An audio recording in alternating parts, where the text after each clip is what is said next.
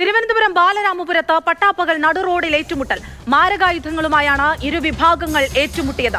CCTV ദൃശ്യങ്ങൾ ഉൾപ്പെടെ പുറത്തു വന്നിട്ടും പോലീസ് കാര്യക്ഷമമായി ഇടപെട്ടില്ല എന്ന ആരോപണവും നാട്ടുകാർ ഉന്നയിക്കുന്നു.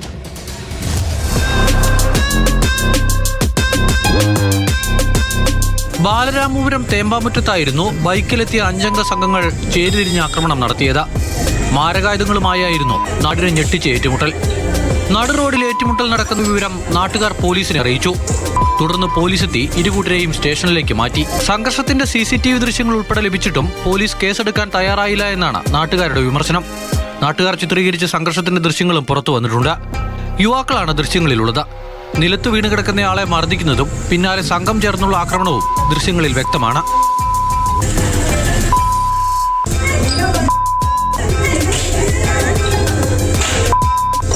കഴിഞ്ഞ ഞായറാഴ്ചയായിരുന്നു ആക്രമണം.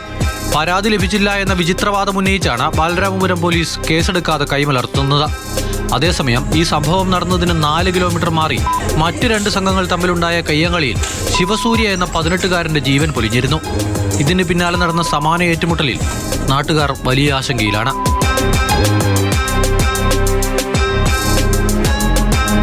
മാതൃഭൂമി ന്യൂസ്, തിരുവനന്തപുരം.